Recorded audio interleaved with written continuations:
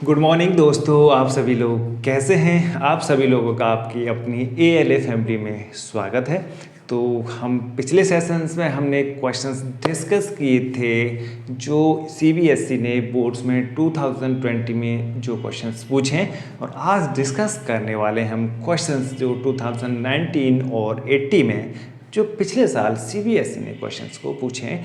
तो ये रहेंगे क्वेश्चंस आज यूनिट नंबर 3 यानी pair of linear equation in two variables, जो चैप्टर 3 है NCERT का। CBSE में जो NCERT है उसका थर्ड चैप्टर है pair of linear equation in two variables. उसके क्वेश्चंस करने वाले हैं।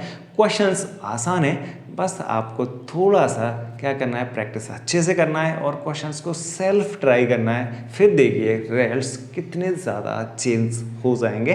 तो कोशिश करते हैं क्वेश्चंस को अच्छे से लगाने के लिए, क्योंकि हमने पिछले सेशंस में भी देखा था क्वेश्चन थे काफ़ी आसान। बस किसी क्वेश्चंस में कभी कभी कैलकुलेशंस या इक्वेशंस को फॉर्म करना वो कभी कभी ऐसा हो जाता है कि जिसमें छोटी मोटी एरर हो जाती हैं। तो उन छोटी मोटी एररों से अब उठना हमको ऊपर, और उन सब से हमें निजात मिलने वाली है सिर्फ और सिर्फ प्रैक्टिस से। तो जितनी ज़्यादा हम प्रैक्टिस करेंगे उतने ही क्वेश्चंस में करने की हमारी कमांड स्ट्रॉन्ग होती जाएगी। तो आज करेंगे क्वेश्चन। हमने कल एक क्वेश्चन 2019 का डिस्कस किया था जिसमें के की वैल्यू पूछी थी, और पूछा था वो के की किस वैल्यू के लिए वो दो इक्वेशंस हमें गिवन थी वो यूनिक सॉल्यूशन देंगी। यानी हमें एक दो इक्वेशंस का यानी सिस्टम दे रखा था, उसमें हमें के की वैल्यू फाइंड आउट करनी थी और बताना था कि के की किस वैल्यू के लिए वो दोनों की दोनों इक्वेशंस इंटरसेक्ट लाइन होंगी। तो आप अगर इस वीडियो को फर्स्ट टाइम देख रहे हैं तो आप पिछले वाली वीडियोज़ को देखिए और आपके वो सभी के सभी डाउट्स और कॉन्सेप्ट्स हैं वो क्लियर हो जाएंगे। कोशिश की गई है उसमें कि अच्छे से समझाने की। तो ठीक है, आज का सेशन शुरू करते हैं। क्वेश्चन काफ़ी इंपॉर्टेंट है। क्वेश्चन आया है 3 मार्क्स में 2019 में। तो देखेंगे पूछा क्या क्वेश्चन और find the solution of pair of equations 3/x + 8/y = 1 and 1/x - 2/y = 2। यहाँ पर एक कंडीशन और एक और मेंशन है कि x और y दोनों जीरो नहीं हो सकते। क्यों कि x और y दोनों के दोनों ये हैं डिनोमिनेटर में, और डिनोमिनेटर में अगर हम इनकी जीरो वैल्यू रख देते हैं तो ये पूरा की पूरे ये इक्वेशंस हैं वो पहुँच जाएंगे किसमें, नॉन डिफाइंड कंडीशंस में। और हम क्वेश्चंस करते हैं डिफाइंड कंडीशन के लिए, डेफिनेट कंडीशंस के लिए।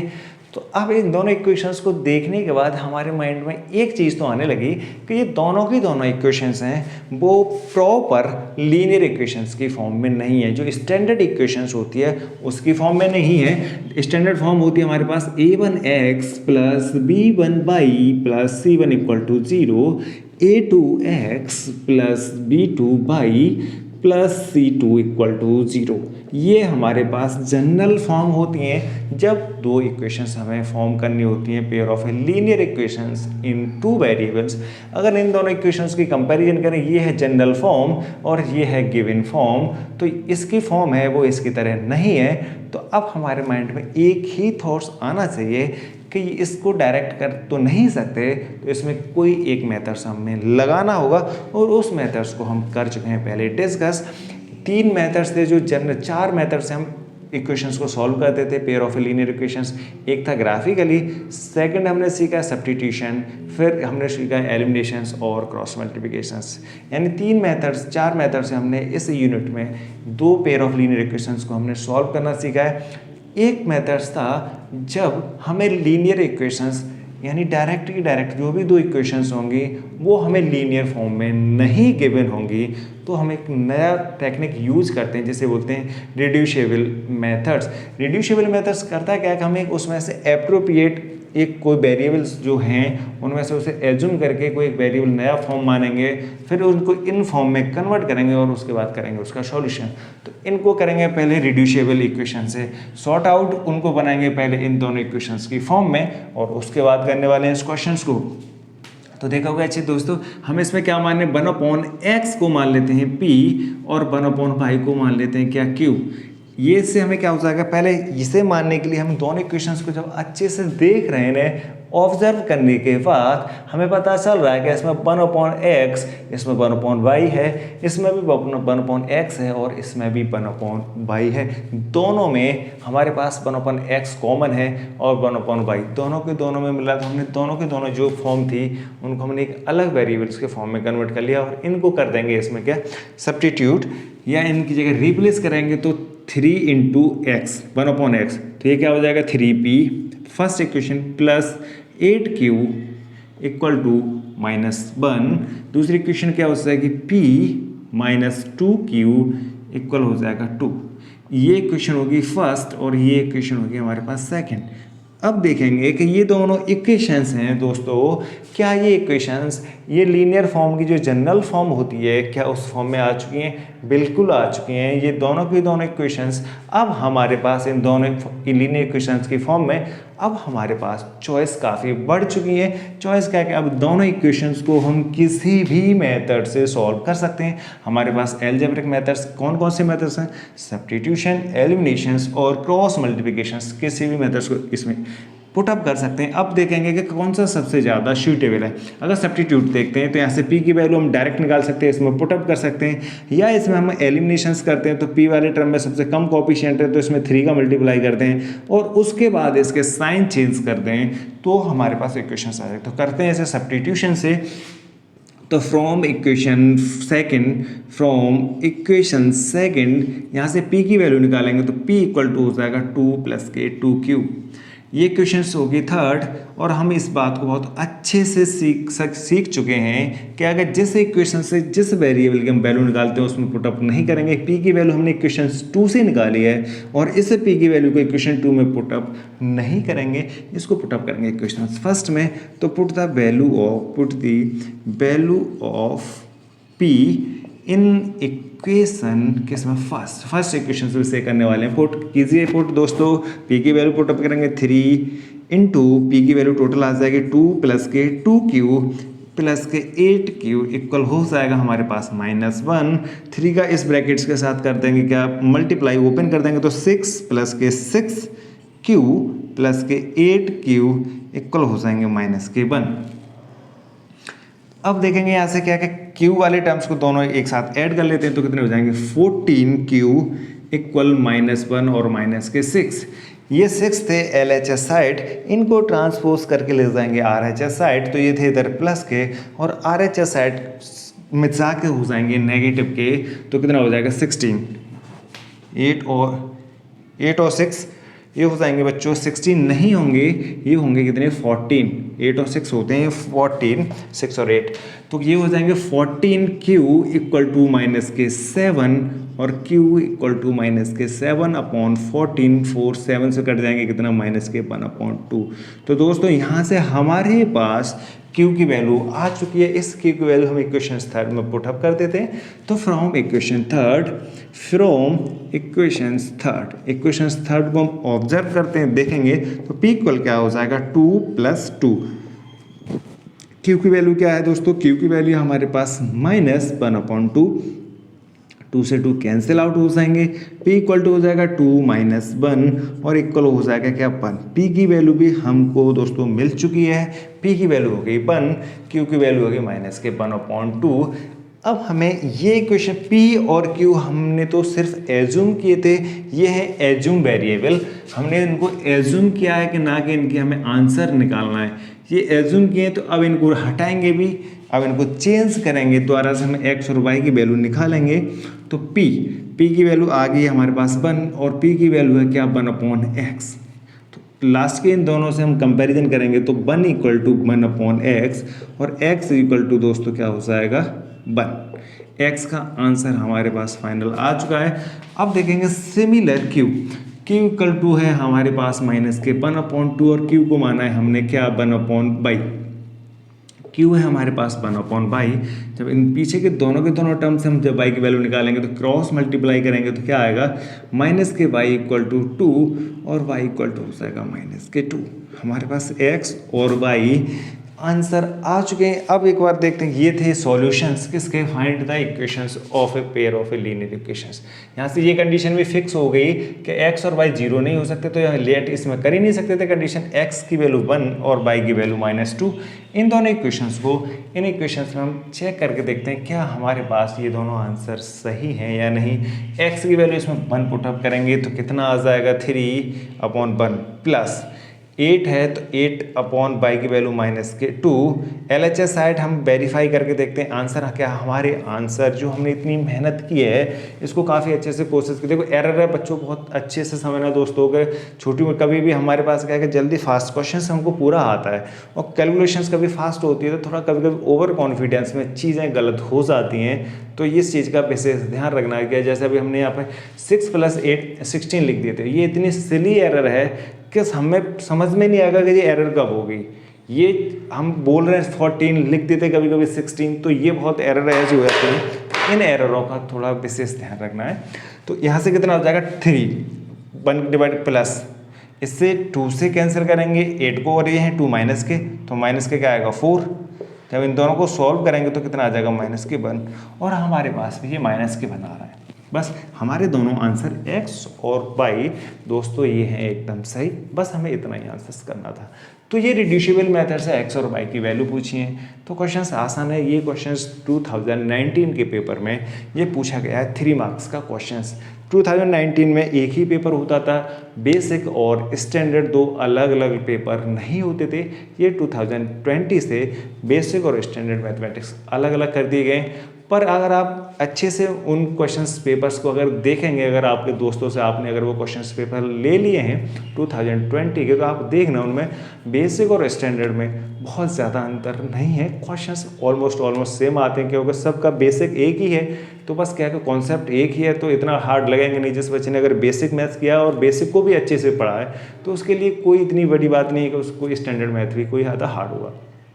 बस ये डिपेंड करता है रेट ऑफ इंटरेस्ट पे। आपको अगर मैथमेटिक्स में अच्छे से क्या करना है कि सीखना है तो थोड़ा सा रेट ऑफ इंटरेस्ट आपको उस सब्जेक्ट के लिए बढ़ाना होगा। बाकी के क्वेश्चंस आसान होते हैं। क्वेश्चंस को करते हैं कॉपी और इसके बाद करेंगे नेक्स्ट क्वेश्चंस।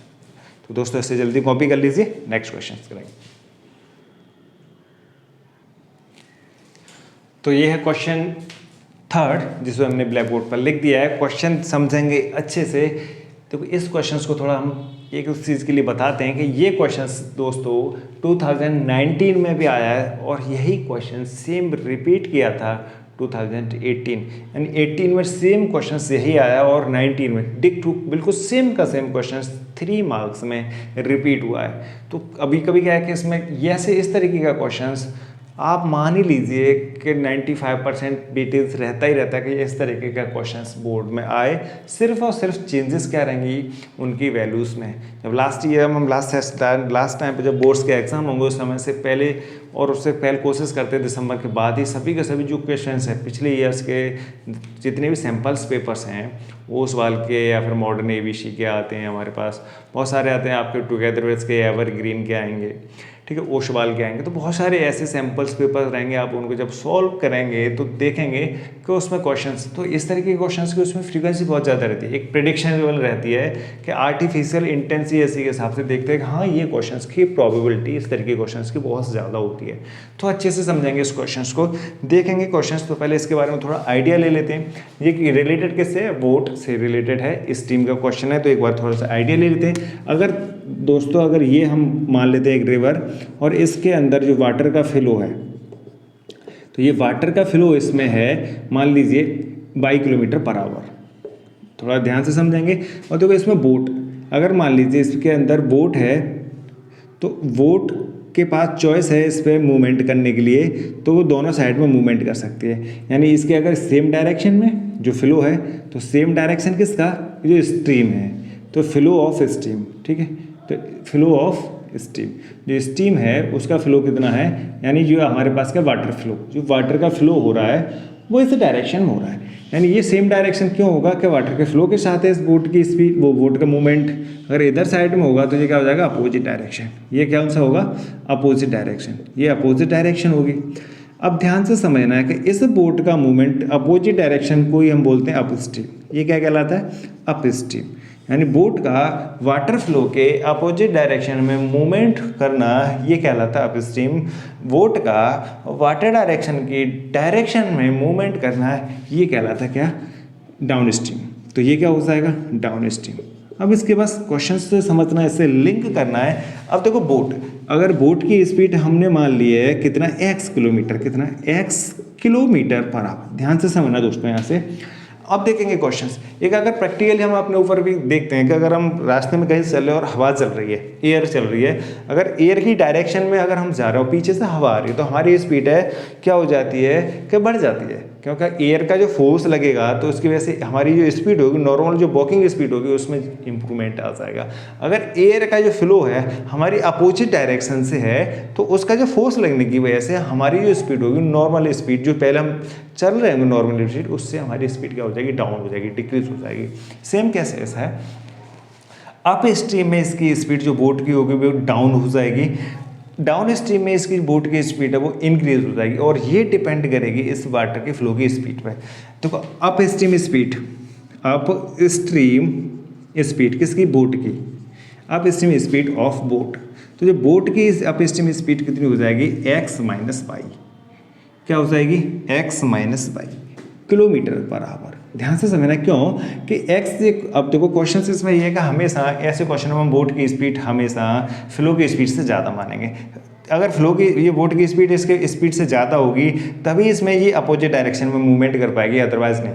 अगर मान लो इसकी स्पीड पहले से 100 किलोमीटर पर आवर है और इसकी मैक्सिमम स्पीड 60 है, तो क्या ये डायरेक्शन में नहीं चल पाएगी, नहीं, इस डायरेक्शन में अपने साथ में उसे क्या कर लेगी, बाहर ले जाएगी। तो क्वेश्चंस हमेशा इस तरीके से बनेगा। तो हम बोट की स्पीड, देखो नॉर्मल हमने ये एक्स स्पीड और ये वाई स्पीड मानी है, ये एक्स स्पीड है ना इस बोट की स्टिल वाटर में, ये किस में हम मानते हैं जब क्वेश्चंस को करते हैं, तो बोट की स्पीड है वो स्टिल वाटर, जब वाटर रुका हुआ, वाटर का फ्लो मूवमेंट नहीं है, जब वाटर का मूवमेंट होने लग जाएगा तो अप स्ट्रीम में बोट की स्पीड हो जाएगी x माइनस वाई, और डाउन स्ट्रीम में, तो डाउन स्ट्रीम होगा दोस्तों, तो डाउन स्ट्रीम में स्पीड हो जाएगी बोट की कितनी, x प्लस वाई, स्पीड बढ़ जाएगी, x kilometre, x plus y kilometre per our.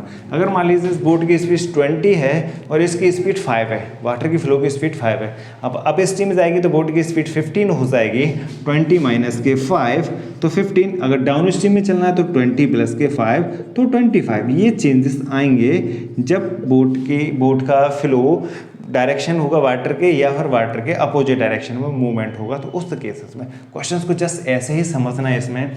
अब देखेंगे क्वेश्चंस को समझेंगे किस तरीके से क्या दे रखा है। एक मोटर बोट, मोटर इधर का मोटर से रिलेटेड है, वो जो बोट है उसके अंदर motor whose speed is 18 kilometre per hour in still water. तो हमें स्पीड किसकी है, ये स्पीड हमें गिवन है, बोट की speed in still water x हमें गिवन है, ठीक है, in still water take 1 hour more to 24 kilometre upstream then downstream to the same point.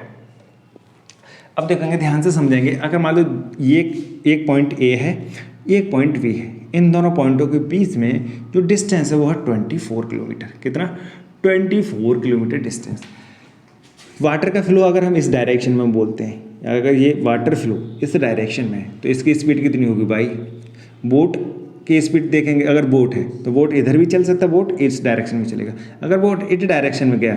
अब बोट की स्टिल वाटर में स्पीड कितनी है, स्टिल वाटर, ठीक है, speed of boat in still water, in still water कितना है, कितना हमारे पास गिवन है 18 किलोमीटर पर आवर्स, कितना 18 किलोमीटर पर आवर्स। अब ध्यान से देखना है, बोट की डाउन स्ट्रीम में स्पीड कितनी हो जाएगी 18 प्लस वाई, और अप स्ट्रीम में कितनी हो जाएगी 18 माइनस वाई।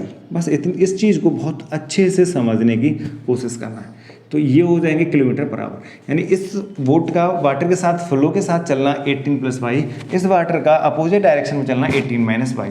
ये हो गया हमारे पास, इनकी इक्वेशंस हमने वो इनकी ये स्पीड थी वो हमने निकाली। अब क्वेश्चंस को ध्यान से समझना है।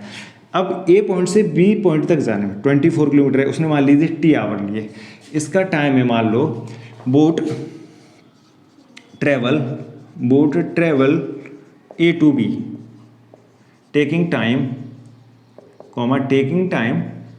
उसने जो टाइम लिया है वो लिया है कितना T1 टाइम हमने मान लिया ए से बी तक, और ये इसके डायरेक्ट फ्लो में, तो ये क्या है, ये टेकिंग टाइम किस में, डाउन स्ट्रीम में, ये किस में होगा, डाउन स्ट्रीम में। ध्यान से समझने की कोशिश करना है।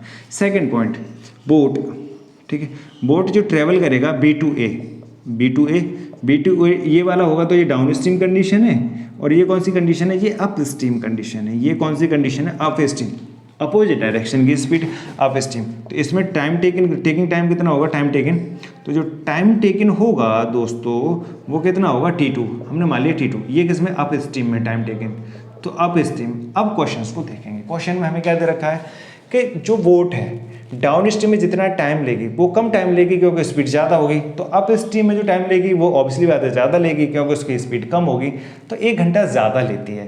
तो अब ध्यान से देखेंगे, तो अप स्ट्रीम कंडीशन क्या हमें दे रखी है, upstream time equal to, ठीक है, upstream time taking time, upstream taking time equal to 1 plus, ठीक है, downstream time, downstream time. तो डाउन स्ट्रीम में टाइम लगा है उससे 1 ज़्यादा लेता है किसमें, अप स्ट्रीम में, या हम बोलते हैं कि अप स्ट्रीम का टाइम माइनस डाउन स्ट्रीम का टाइम इक्वल टू 1 आवर। बस टाइम की जगह अब हमारे पास पता है फॉर्मूला क्या होता है टाइम इक्वल टू, तो टाइम इक्वल टू होता है क्या, distance upon speed, distance upon speed. दोस्तों समझ में आ गया। अब T1 बराबर क्या आ जाएगा, T1 T2 दोनों निकाल लेते हैं, डिस्टेंस दोनों की सेम है। T1 डिस्टेंस कितना है 24, तो डिस्टेंस हमारे पास गिवन है 24, ठीक है। टाइम टेकन हमने दोनों के लेट कर लिए T1 टाइम और T2। T1 टाइम किसका, डाउन स्ट्रीम, तो डाउन स्ट्रीम की स्पीड कितनी हो जाएगी 18 + 22। T2 निकालेंगे, T2 कितना आ जाएगा 24 डिवाइडेड बाई कितना आ जाएगा 18 - 22, क्योंकि अप स्ट्रीम में टाइम। और दोनों की जगह यहाँ पे क्या कर देंगे, रिप्लेस। तो इसको हम इरेज कर रहे हैं दोस्तों, तो इसे आप पॉज करके क्या कर सकते हो, इसे कॉपी कर लीजिएगा, ठीक है। तो ये यहाँ से कैंसिल हो जाएगा, डाउन स्ट्रीम वही ये सेक्शन। दोस्तों अगर समझ में चीज़ें आ रही हैं तो शेयर ज़रूर करें दूसरों को, और कमेंट भी करके हम बताएं क्वेश्चंस को। आपको क्वेश्चंस हैं, जो भी क्वेश्चंस अगर आपको आते हैं तो उनका जो क्वेश्चंस करते हैं, जो एक आध क्वेश्चंस होमवर्क के लिए देते हैं, उस पर कमेंट करके आप जरूर हमें बताएं। तो देखो हमने T1 और T2 दोनों के आंसर निकाल चुके हैं। तो अप स्ट्रीम जो टाइम था, अप स्ट्रीम हमने टाइम किसको माना है, अप स्ट्रीम था T2, तो ये हो जाएगा T2 इक्वल टू 1 प्लस के T1, दोनों की जगह वैल्यू रिप्लेस कर देंगे। T1 की वैल्यू कितनी है, T2 की वैल्यू है 24/18 माइनस के बाई इक्वल 1, 24/18 प्लस के बाई माइनस प्लस 1। इस वाले टर्म्स को इसे LHS साइड ले आते हैं तो कितना आ जाएगा 24 18 minus y minus 24 18 plus y equal to 1। दोनों का एलसीएम ले लेंगे, एलसीएम क्या हो जाएगा 18 minus by into 18 plus by. देखो ऊपर से 24 कॉमन ले लेते हैं पहले, कॉमन लेने से फ़ायदा हमारे लिए काफ़ी अच्छा हो जाएगा कि कैलकुलेशंस आसान हो जाएगी। अगर 24 कॉमन ले लेंगे, बाहर लिख देंगे 24 इसमें से कॉमन इसमें से, तो यहाँ 1 बच जाएगा। इसका इसके साथ मल्टीप्लाई करेंगे तो कितना आ जाएगा 18 प्लस के बाई, ये माइनस साइन ये बीच वाला क्या आ जाएगा, फिर दूसरी वाली साइड में जाएगा तो 18 माइनस के बाई इक्वल टू 1। ध्यान से समझना, हमने यहाँ से क्या किया है, देखो यहाँ से अगर 24 इसमें से कॉमन ले लेंगे तो बचेगा क्या 1/18 माइनस के बाई माइनस 1/18 प्लस के बाई। इस पॉइंट को हमने स्किप कर दिया, बस इतना याद रखना है। यानी इसमें से हमने 24 कॉमन ले लिया। अब एलसीएम लेने के बाद ये आ जाएगा 24 बाहर है, 18 प्लस 1 यहाँ जाएंगे 18 प्लस के बाई और 18 माइनस बाई इस पॉइंट पे आ जाएंगे, तो ये हो जाएगा। अब इस ब्रैकेट्स को ऑफ कर लेते हैं तो क्या आने वाला है हमारे पास 24 यहाँ से हो जाएगा 18 प्लस बाई माइनस के 18 प्लस के y upon a plus B, A minus B और a प्लस बी, तो कितना हो जाएगा 18 का स्क्वायर माइनस बाई का स्क्वायर इक्वल टू 1। इसमें 18 से 18 हो जाएंगे कैंसिल, 18 से 18 कैंसिल हो जाएंगे। अब देखेंगे यहाँ से तो क्या हो जाएगा ऊपर 24 इंटू 2 बाई अपॉन 18 का स्क्वायर माइनस के बाई स्क्वायर इक्वल टू हो जाएगा 1। इसके नीचे 1 मान के क्रॉस मल्टीप्लाई कर लीजिएगा तो 24 2 कितने हो जाएंगे 48 बाई इक्वल टू 18 का स्क्वायर हो जाएगा 324 माइनस के बाई स्क्वायर। इन दोनों टर्म्स को उठा के इधर ले आते हैं LHS साइड, तो बाई स्क्वायर प्लस के 48 बाई माइनस के 324 इक्वल टू 0। अब हमें करना क्या, ये बन गया हमारे पास एक क्वाड्रेटिक इक्वेशंस, इसके करने फैक्टर बाई की वैल्यू आ जाएगी। बस बाई की वैल्यू हमें पूछा है इसमें, कि पूछा गया इसमें find the speed of a stream, by की वैल्यू पूछा है।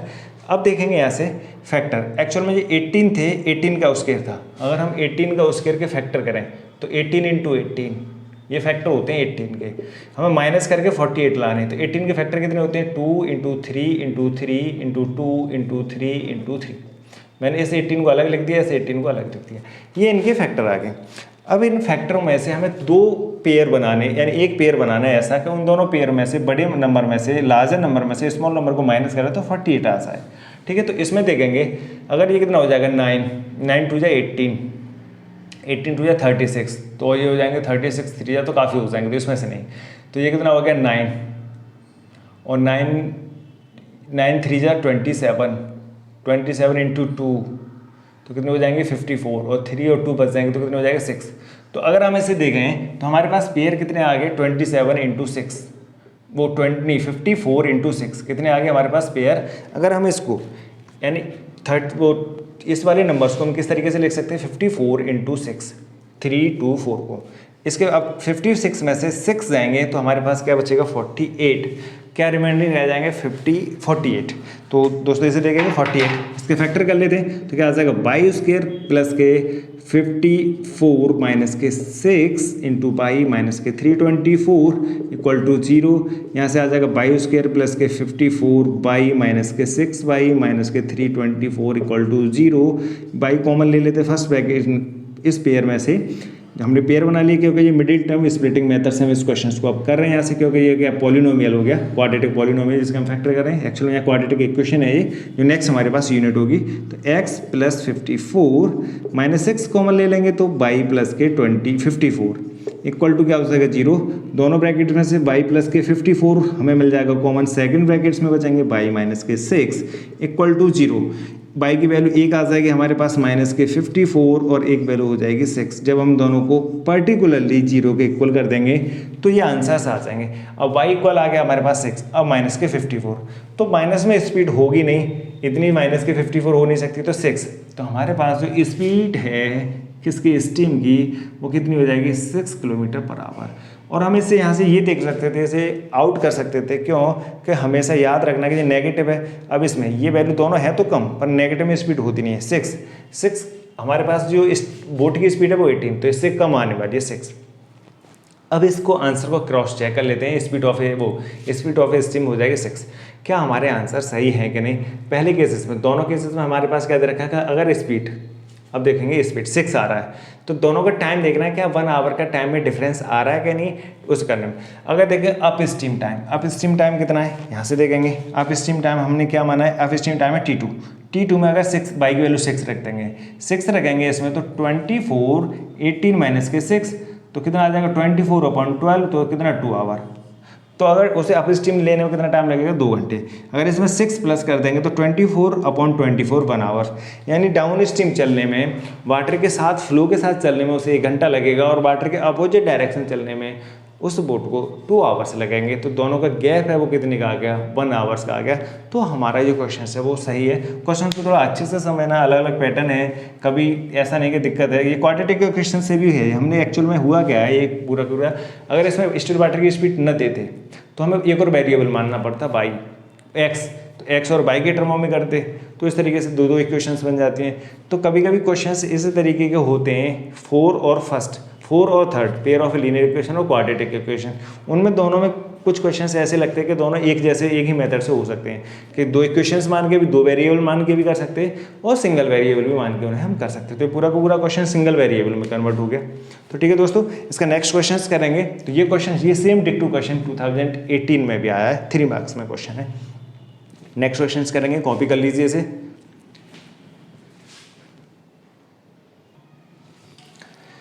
देखेंगे ये क्वेश्चंस 2018 में पूछा हुआ है। ये क्वेश्चंस है 2018 में पूछा हुआ, 2 मार्क्स का क्वेश्चंस आया हुआ है। तो क्वेश्चंस देखेंगे, आसान क्वेश्चन है, बस पहले क्वेश्चंस को समझना है। बहुत आसान क्वेश्चन है। देखेंगे कि in a figure first ABCD is a rectangle, find the value of x and y। एक हमें फिगर गिवन है, हमने एक ये फिगर बनाया है, इसमें ABCD एक रेक्टेंगल है, तो हमें x और y की वैल्यू फाइंड आउट करनी है। तो रेक्टेंगल जो हमें गिवन है, तो रेक्टेंगल की कुछ प्रॉपर्टीज़ होती हैं, तो प्रॉपर्टी आपको पता है नहीं, तो एक बार उनको रिकॉल कर लेते हैं। तो रेक्टेंगल की जो प्रॉपर्टीज़ होंगी, properties of a rectangle, properties of rectangle होंगी, वो क्या है देख लीजिए। जो मेन प्रॉपर्टीज़ है वो सभी डिस्कस कर लेते हैं। ये रेक्टेंगल ABCD इसकी क्या होता है बेसिक प्रॉपर्टी, रेक्टेंगल के पार 4 साइडें होती हैं, कितनी 4 साइड्स होती हैं। तो ये प्रॉपर्टी है 4 साइड, कितनी साइड होंगी 4 साइड, ठीक है। 2 पेयर रहेंगे, कितने रहेंगे 2 पेयर्स में, यानी 2 पेयर रहेंगे। अपोजिट साइड्स कैसे होंगे 4 साइड्स होंगे, 2 पेयर होंगे, यानी एक्चुअल में जो 2 पेयर्स होंगे कौन से होंगे, एक लेंथ और एक क्या होगी विड्थ,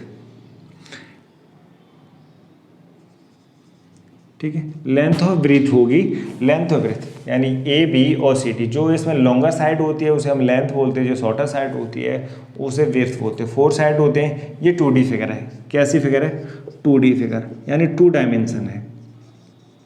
कोई भी एक ऐसी, ये 2D फिगर है 2 डायमेंशन फिगर, तो इसमें कितनी डायरेक्शन है 2, यानी लेंथ और ब्रीथ, ठीक है। जब एक 1D होती है जिसमें लेंथ होती है, 2D फिगर होती है उसमें लेंथ और ब्रीथ होती है, 3D फिगर होगी उसमें लेंथ विड्थ और हाइट होगी, फिर आगे और साइड्स चलती रहती हैं कि 4D 5D 6D, तो ऐसे अलग अलग डायमेंशन हम मानते हैं। तो इसमें ये क्या 2D फिगर है, 4 साइड्स होती हैं। एक ये क्लोज फिगर है, यानी 4 साइड एंड क्लोज फिगर। कैसी फिगर होगी ये क्लोज्ड फिगर है, यानी ये क्लोज फिगर है, 4 साइड है इसकी, 2D फिगर है। उसके बाद अब इसकी मेन प्रॉपर्टीज को समझते हैं, ठीक है। Angle sum property, angle sum यानी इसके इंटीरियर एंगल्स का sum of all interior angle,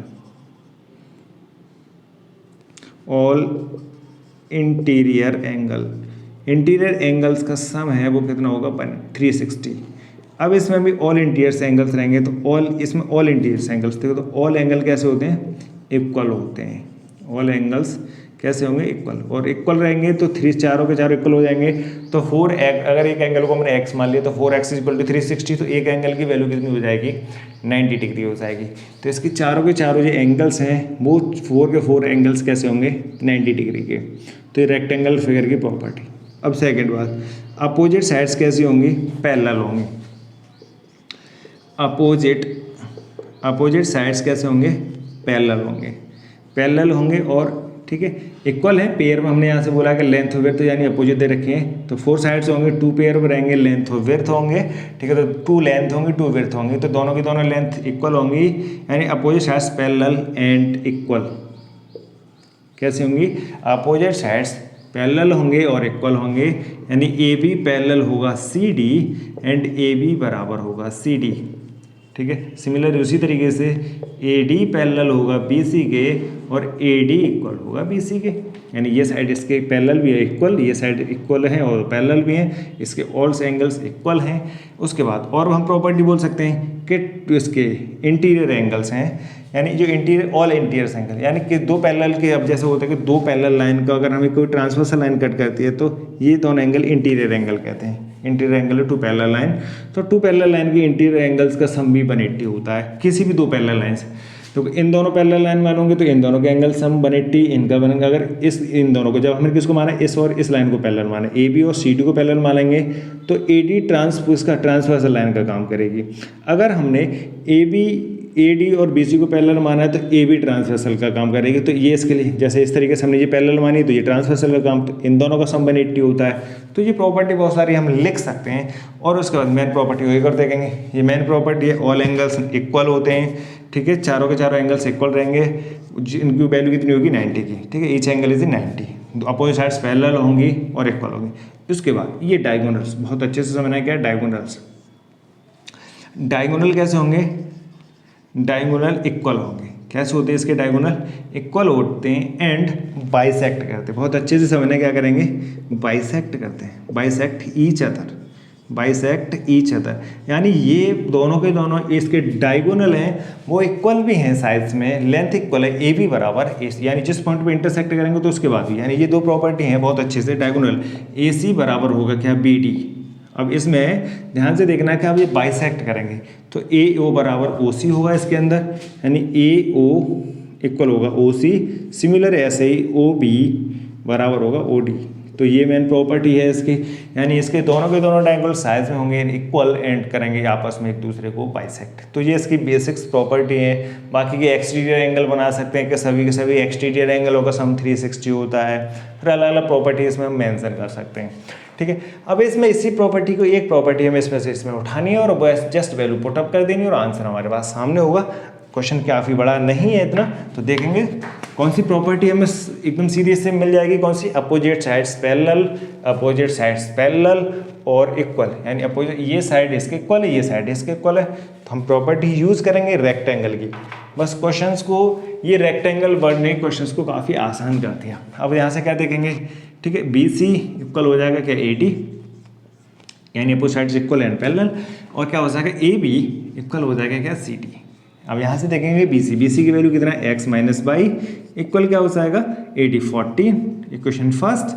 second C D हमारे पास है एक्स प्लस बाई इक्वल कितना हो जाएगा, 30, इक्वेशन सेकंड। 2 मार्क्स का क्वेश्चन आया हुआ है, ये 2 मार्क्स का क्वेश्चन है, 2018 पेपर में आया हुआ है। दोनों इक्वेशन को सॉल्व कर लेंगे कि x plus y equal to क्या हो जाएगा, 30, इक्वेशन सेकंड।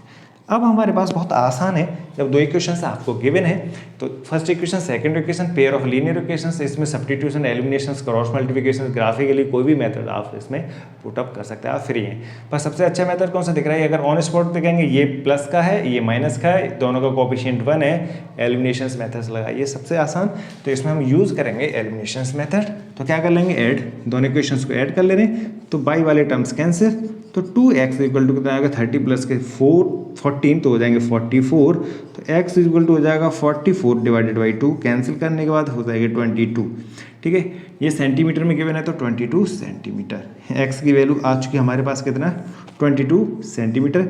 इस x की वैल्यू किसी भी एक क्वेश्चन में पुटअप कर देते हैं, इसमें पुटअप कर देते हैं, x इक्वल टू कितना आ जाएगा 22 प्लस के y इक्वल टू क्या 30, और y इक्वल हो जाएगा कितना 30 माइनस के 22, तो y इक्वल टू कितना हो जाएगा 8 सेंटीमीटर। ठीक है दोस्तों, समझ में आ गया, क्वेश्चन आसान था, बस ये 2 मार्क्स का क्वेश्चन था, बस एक लिखना था यहाँ पे, ये क्या है, इन रेक्टेंगल, तो यहाँ लिख देंगे इन रेक्टेंगल, ठीक है, opposite side equal and parallel, and कैसी होती है, पैरेलल होती है, बस इस प्रॉपर्टी को यहाँ पर मेंशन करना है, और उसके बाद ये दोनों कंडीशंस को यूज में लेके x और y दोनों के आपको आंसर निकाल देने, ठीक है। तो क्वेश्चंस आसान है, ये इसके रेक्टेंगल की प्रॉपर्टी है। जब इसमें हम 9th वाला पूरा का पूरा प्रॉपर्टीज देखेंगे क्वाड्रिलेटरल्स की, तो टाइप ऑफ ए क्वाड्रिलेटरल्स कितने टाइप्स के होते हैं, उनकी बेसिक प्रॉपर्टीज, ट्राइंगल्स के टाइप अकॉर्डिंग टू ट्राइंगल्स का दे रखा, तो 2 तरीके से हम डिफाइन कर लेते हैं, अकॉर्डिंग टू हमारे पास एंगल्स होता है और अकॉर्डिंग टू हमारे पास साइड होते हैं। ऐसे क्वाड्रिलेटरल्स हैं, बहुत सारी फिगर्स हैं, तो करेंगे डिस्कस सभी के सभी, तो आप हमारे साथ बस जुड़े रहिए, जो भी करेंगे बेसिक्स पूरे के पूरे करेंगे, कोशिश करेंगे बेसिक्स से चलते हुए, और बड़े क्वेश्चंस भी लगाएं जैसे कंपटीशंस के क्वेश्चंस हैं, तो वो सभी के सभी है।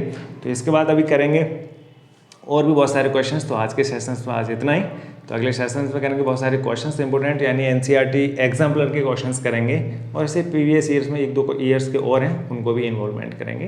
तो ठीक है दोस्तों, आपका दिन शुभ रहे, धन्यवाद।